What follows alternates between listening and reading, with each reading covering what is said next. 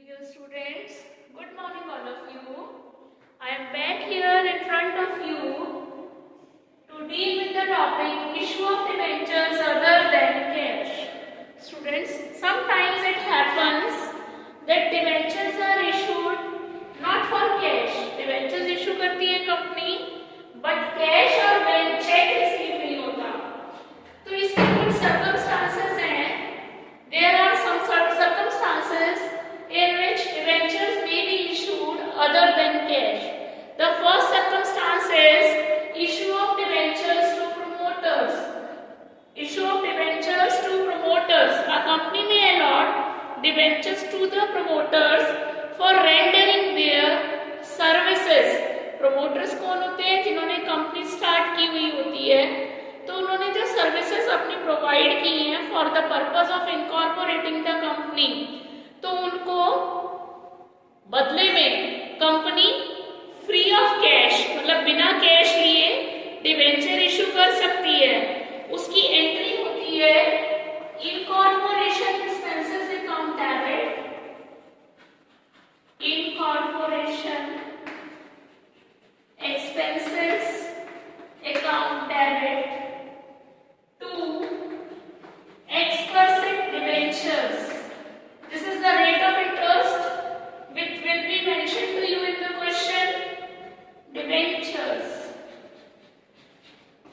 Narration being the debentures allotted to vendors. Next circumstance may be issue of debentures to vendors. Vendor मतलब जिनसे आप assets खरीद रहे हो. असेट्स खरीदकर बदले में उनको कैश ना देकर के आपने क्या किया? उनको डिबेंचर्स इशू कर दिए. Issue of debentures to vendor. Second circumstance, issue of debentures to vendor. अब जब डिबेंचर्स वेंडर को इशू किए जाते हैं तो debentures may also be issued to vendor against purchase of assets or purchase of business. आप खाली purchase कर रहे हो assets, purchase of assets, और या आप पूरा business purchase कर रहे हो, बदले में आप उनको debenture issue कर रहे हो. vendor कौन? जिससे आप business खरीद रहे हो या फिर assets purchase कर रहे हो. तो अगर आप असेट्स परचेज कर रहे हो तो पहली एंट्री होती है फॉर परचेज ऑफ असेट्स. यहाँ पर असेट्स के परचेज की एंट्री होती है sundry assets account debit to vendor. और अगर आपने वेंडर से कंप्लीट बिजनेस खरीद लिया है, complete business, when a business is purchased, it means assets and also the liabilities have been taken over. आपने assets भी खरीदी है, liabilities भी खरीदी है. The purchase consideration payable may be difference between the assets and liabilities, that is net assets, more than the difference between the value of assets and the value of liabilities. अगर आपका difference ज्यादा बैठता है assets और liabilities के बीच का, less than the difference between the value of assets and the value of liabilities, इसमें goodwill या कैपिटल रिजर्व का केस आता है. उसको हम सीखते हैं अभी, शेयर्स वाले चैप्टर में भी सीखा है. तो जब पूरा बिजनेस परचेज किया जाता है तो उस बिजनेस के assets और liabilities दोनों खरीदे जाते हैं. Sundry assets account debit to sundry liabilities. Difference जो होता है वो वेंडर के अकाउंट में ट्रांसफर होता है, बट समटाइम्स आपका purchase consideration of fixed amount is given in the question. For example आपने 6 लाख के असेट्स खरीदे हैं और लायबिलिटीज आपकी 2,50,000 है. अगर आप देखें तो ये बैठेगा 3,50,000 परचेज कंसिडरेशन. लेकिन अगर वेंडर का बता दे कि परचेज कंसिडरेशन आपको 4 लाख देना है, अगर इस तरह से बता दिया जाए कि वेंडर का डिबेंचर्स या कैश जो भी देना है। तो एक्स्ट्रा जो आप पे कर रहे हो 50,000, that is for goodwill account debit. और इसमें दूसरा केस हो सकता है कि सपोज आपका परचेज कंसिडरेशन 3,50,000 बैठ रहा है, लेकिन आप 3 लाख ही रुपए दे रहे हो, जबकि बिजनेस 6 लाख का है, 2.5 लाख की लायबिलिटीज है। जो 50,000 आपकी सेविंग हो रही है, that is a capital gain and hence will be transferred to capital reserve. इस तरह से ये एंट्री बनती है। तो दोनों केस में अगर आपने असेट्स परचेज किए हैं तो assets account debit to vendor, और अगर पूरा बिजनेस कंप्लीट परचेज किया है तो उसमें sundry assets account debit to sundry liabilities to vendor, capital reserve का केस भी हो सकता है और गुडविल भी हो सकती है।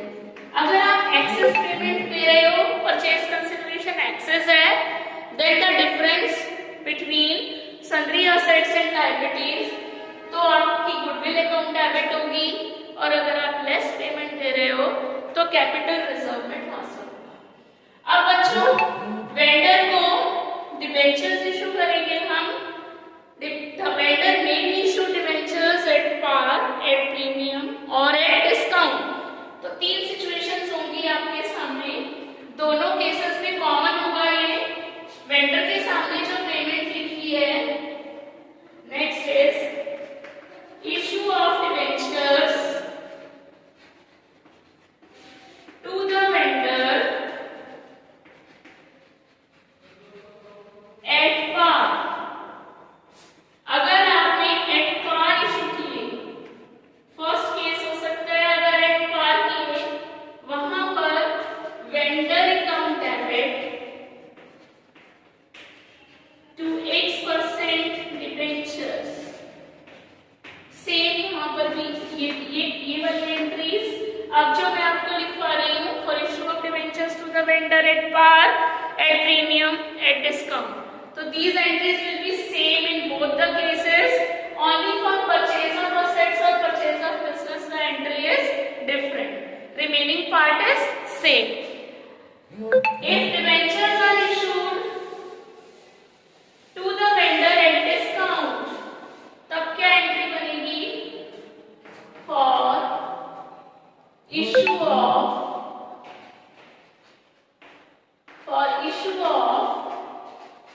सेकेंड पार्ट हो सकता है issue of debentures to the vendor at discount, तब एंट्री बनेगी vendor debit discount on issue of debentures debit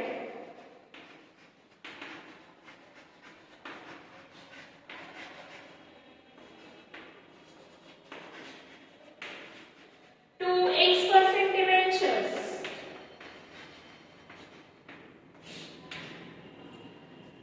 third case हो सकता है for issue of debentures to the vendor at premium, issue of debentures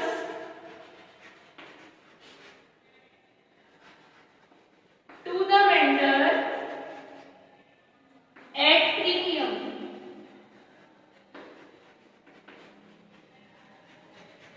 इस case में entry बनेगी vendor debit to X% debentures to security premium reserve।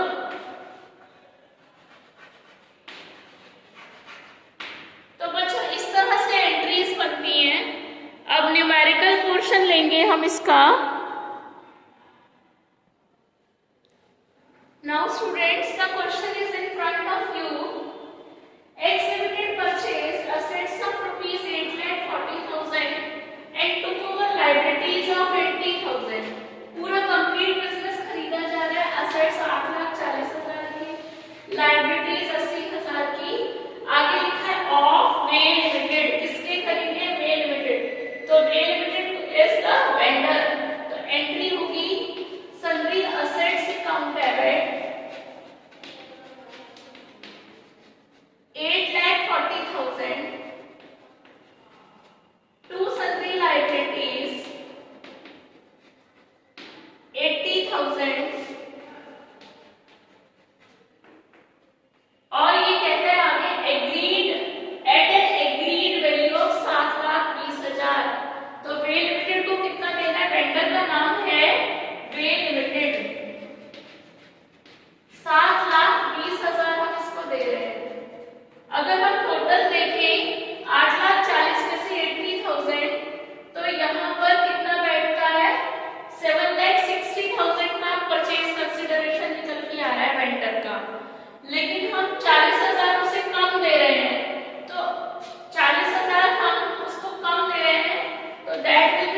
Transfer to capital reserve 40,000।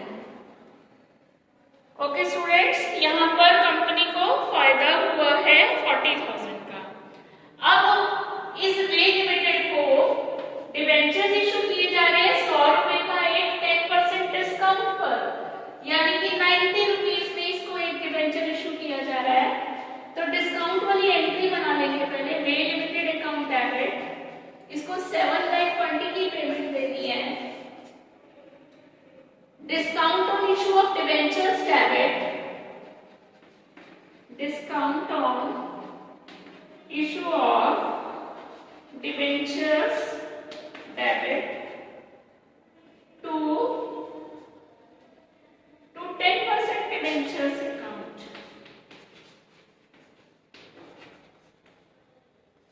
आगे बात समझ में? तो बच्चों यहाँ पर हम 7,20,000 को पहले हम एक वर्किंग करेंगे, नंबर ऑफ डिबेंचर्स कैलकुलेट करेंगे कि हमने वे लिमिटेड को 90 रुपीज के रेट से, 90 रुपीज क्या है इशू प्राइस, फेस वैल्यू ये है आपकी working, face value of our debenture 100 रुपए है। डिस्काउंट कितना है 10% ऑफ 100, यानी कि ₹10। तो इशू प्राइस 100 माइनस 10, यानी कि ये हो गए 90। बच्चों अगर डिस्काउंट है तो इशू प्राइस माइनस करके निकलेगा, प्रीमियम है तो प्लस करके निकलेगा। अगर ये 10% प्रीमियम होता तो 110 हो जाता है इशू प्राइस, और अगर ये पार है तो 100 रहेगा इशू प्राइस, 110 या जो भी उसकी फेस वैल्यू है। अब हमें निकालना है number of debentures to be issued to vendor. Vendor को हम कितने डिबेंचर्स इशू करेंगे, ठीक है? तो ये कैसे निकालेंगे? वेंडर का परचेज कंसिडरेशन वे लिमिटेड के सामने है 7,20,000 रुपीज। 7,20,000 को हम 90 रुपए से डिवाइड कर देंगे, तो 8,000 डिबेंचर आ गए। कितने आ गए? 8,000। तो 10% डिबेंचर के सामने लिखेंगे हम 8,000 हमेशा फेस वैल्यू से मल्टीप्लाई करके लिखते हैं इंटू 100। यहाँ डिस्काउंट हो गया 8,000 इंटू 10, और परचेज कंसिडरेशन इशू प्राइस से मल्टीप्लाई होता है इंटू 90। तो अगर आप मल्टीप्लाई करोगे तो आपके फिगर्स वही आ जाएंगे जो ऊपर वाली एंट्री में है। क्लियर होगी बात आपको? तो इसमें समटाइम्स वो बिल ऑफ एक्सचेंज भी एक्सेप्ट कर लेता है, तो वहां रिमेनिंग अमाउंट का बिल्स पेबल आ जाता है, ठीक है? तो इस तरह से एक क्वेश्चन और लेते हैं अभी हम।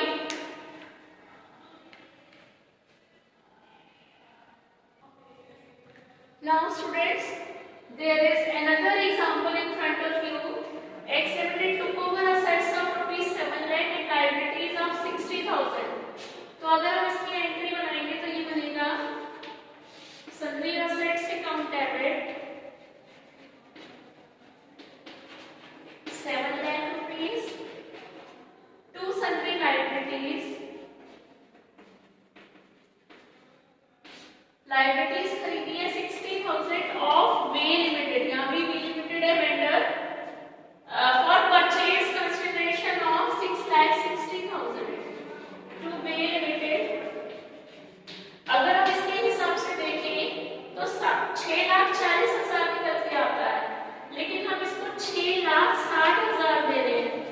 20,000 का एक्स्ट्रा अमाउंट हम दैट इज हम गुडविल के लिए दे रहे हैं, तो गुडविल डेबिट हो जाएगा 20,000 रुपए से। अब वे लिमिटेड को हम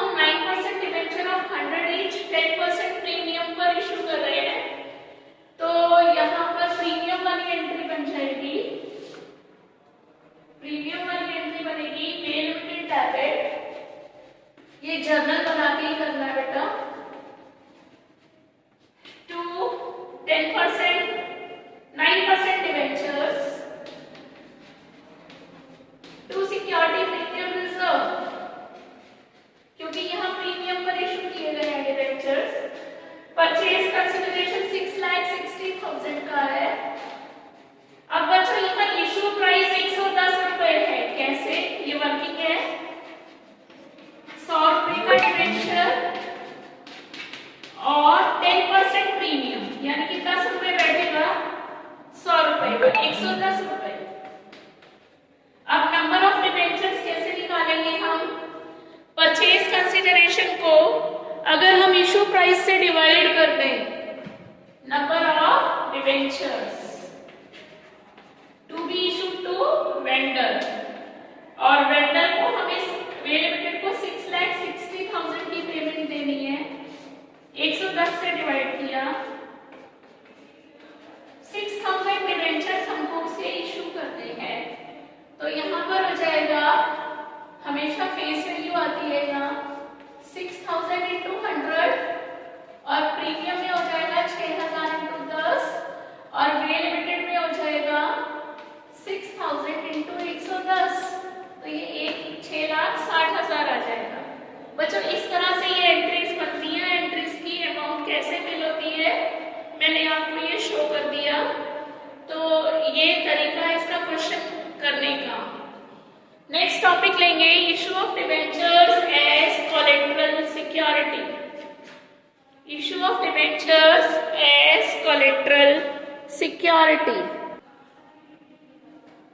Now, issue of debentures as collateral security. What does it mean?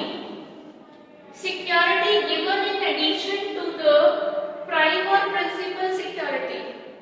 अगर आपने प्रिंसिपल सिक्योरिटी से अलावा आपने पहले कोई असेट मॉर्गेज किया था लोन लेने के लिए, अगर उसकी मार्केट वैल्यू गिर जाए तो बैंक या कोई भी loan lending institution ask the loan borrower to submit an additional security, उसको हम कोलेटरल सिक्योरिटी कहते हैं, जो प्रिंसिपल सिक्योरिटी के एडिशन में होती है। Collateral security is realized by the lender only if the due amount, ये तब रियलाइज करता है लेंडर कोलेटरल सिक्योरिटी का यूज कंपनी डिबेंचर होल्डर तब करेगा यदि उसका loan plus interest can not be recovered by realizing the principal security.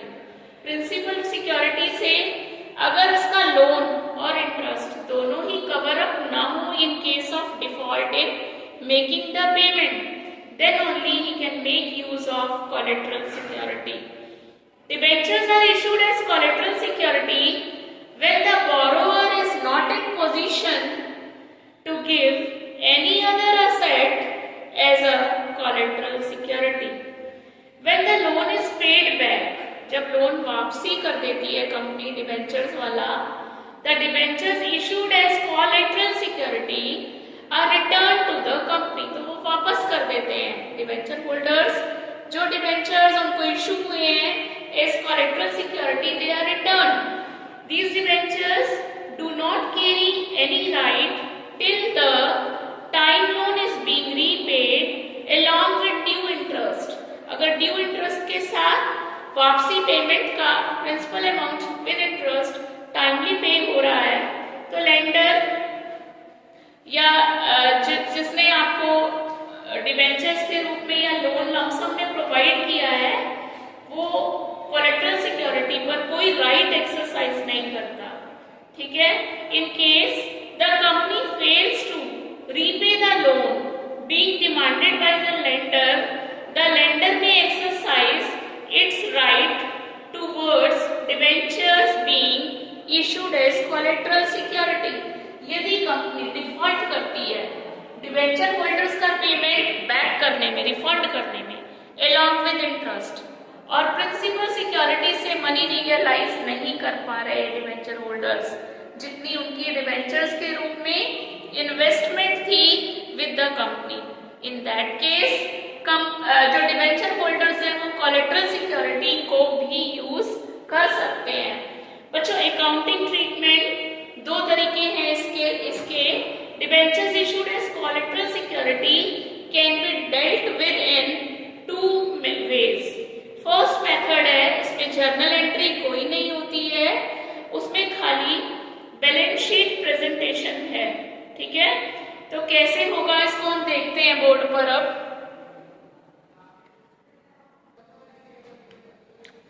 Now students, ये फर्स्ट मेथड को हम ले रहे हैं, how to deal with debentures issued as collateral security. इसके दो अल्टरनेट्स हैं, फर्स्ट ले रहे हैं। फर्स्ट मेथड में जर्नल एंट्री कोई नहीं बनती है, सिर्फ बैलेंस शीट रिप्रेजेंटेशन है। यहाँ पर जो हमने सिचुएशन ली है, 5 लाख रुपीस का लोन है, कंपनी ने 5 लाख रुपीस का लोन लिया है और 6 लाख रुपए के डिबेंचर्स इशू किए हैं एज कोलेटरल सिक्योरिटी। तो यहाँ पर देखो हम दिखाएंगे इसको नोट्स टू अकाउंट्स में लॉन्ग टर्म बोरोइंग्स के अंदर। If debentures issued as collateral security are for long term period more than 1 year, तब वहां पर हम लॉन्ग टर्म बोरोइंग्स में 5 लाख रुपए का, ये आपने टर्म लोन लिया है 5 लाख रुपए का, और ब्रैकेट में सिर्फ रिप्रेजेंट करेंगे secured by issue of 6,009% debentures of ₹100 each as collateral security. और ये 5 लाख रुपए हम शो करेंगे इक्विटी एंड लायबिलिटीज साइड में, long term borrowing sub head ₹5 lakh. कभी कभी बच्चों ये debentures issued as collateral security for short term loan from bank, इसमें ये भी हो सकता है ये शॉर्ट टर्म लोन के लिए भी बैंक को इशू किए जा सकते हैं। शॉर्ट टर्म लोन के लिए भी आप कोलेटरल सिक्योरिटी इशू कर सकते हो। वहां पर वर्किंग नोट में या लॉन्ग टर्म बोरोइंग्स की जगह क्या आ जाएगा, short term borrowings, short term borrowing. और शॉर्ट टर्म बोरोइंग्स कहां दिखाते हैं हम, करंट लायबिलिटीज में, करंट लायबिलिटीज में शॉर्ट टर्म बोरोइंग्स। और जितना आपने बोरो किया है वो हम इसको यहाँ शो कर देंगे। 5 लाख रुपीस का अगर सेम क्वेश्चन ले, 5 लाख रुपए का आपने शॉर्ट टर्म बोरोइंग्स किए हैं और बदले में आपने 6 लाख रुपए के डिबेंचर्स इशू किए। नाउ सेकंड मेथड है हमारा, सेकंड मेथड है। सेकंड मेथड में हम, नाम तो कुछ नहीं है सेकंड मेथड का, लेकिन वहां पर जर्नल एंट्री बन जाती है सेकंड मेथड में। सेकंड मेथड में जर्नल एंट्री इज पास्ड। कैसे बनती है वो जर्नल एंट्री? जर्नल एंट्री बनती है, पहले लोन लेने की बनेगी, bank account debit to bank loan. अगर आपने लोन 5 लाख रुपीस का लिया है तो ये एंट्री बन गई 5 लाख रुपीस की, bank account debit to bank loan. अब बैंक को आपने 6 लाख रुपए के डिबेंचर्स इशू किए एज कोलेटरल सिक्योरिटी, तो यहाँ एंट्री बनेगी डिबेंचर सस्पेंस अकाउंट खोल दिया जाएगा, account debit 6 lakh to X% debentures 6 lakh. अब बच्चों इसको बैलेंस शीट में और नोट्स टू अकाउंट्स में कैसे शो करेंगे? अगर ये लॉन्ग टर्म बोरोइंग है तो हम इसको नॉन करंट लायबिलिटी में, non current liability equity and liability side में लॉन्ग टर्म बोरोइंग्स कितनी है? Long term borrowings 5 lakh. ठीक है, 5 लाख रुपए की आपने लॉन्ग टर्म बोरोइंग ली है और बदले में क्या इशू कर दिए? डिबेंचर, मतलब डिबेंचर्स इशू किए हैं एज कोलेटरल सिक्योरिटी। तो बस हम ये लॉन्ग टर्म बोरोइंग यहाँ दिखाएंगे 5 लाख।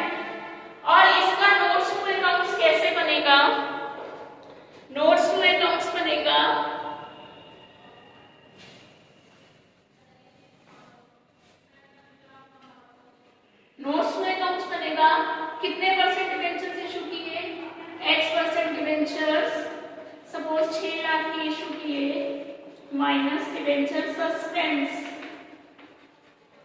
6 लाख, ये खत्म हो जाएगी वैल्यू, ये 0 हो जाएगी। बाकी जो आपने लोन लिया है that will be shown, loan from bank 5 lakh. पहले आपका ये बनता है नोट्स टू अकाउंट्स, बाद में जो फिगर है वो बैलेंस शीट में ट्रांसफर हो जाती है।